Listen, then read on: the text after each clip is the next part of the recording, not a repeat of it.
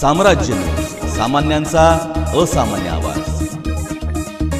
भारताच्या कारवाईनंतर पाकिस्तानचे पंतप्रधान शाहबाज शरीफ यांनी आज राष्ट्रीय सुरक्षा समितीची एक बैठक आयोजित केली आहे। या बैठकीनंतर पाकिस्तानही कठोर प्रतिक्रिया देईल असे सांगण्यात आले।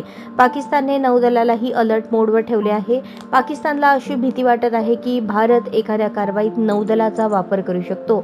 त्यामुळेच पाकिस्तान सरकारने 2 दिवसांची फायरिंग वॉर्निंग जारी केली आहे।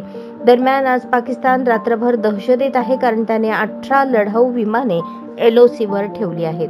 पहलगाम येथे दहशतवाद्यांकडून झालेल्या भीषण हत्याकांडानंतर आता केंद्र सरकारने कडक पावले उचलली आहेत। या धर्तीवर भारताने पाकिस्तानची कोंडी करण्याची तयारी सुरू केली आहे, तर दुसरीकडे वायुसेनेने आक्रमण नावाने युद्धाभ्यास सुरू केला आहे।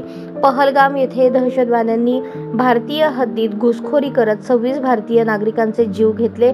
अत्यंत अमानुषपणे केलेल्या या कृत्याची जगात निंदा होत आहे। अशातच भारताने पाकिस्तान सोबतचा सिंधू जल करार स्थगित केला आहे आणि त्यासोबतच व्हिसावर असलेल्या पाकिस्तानी नागरिकांना त्यांच्या देशात 48 तासात परत जाण्याचे निर्देश दिले आहेत। भारताने उचललेल्या कडक पावलांमुळे पाकिस्तानचा तिळपापड झाला आहे।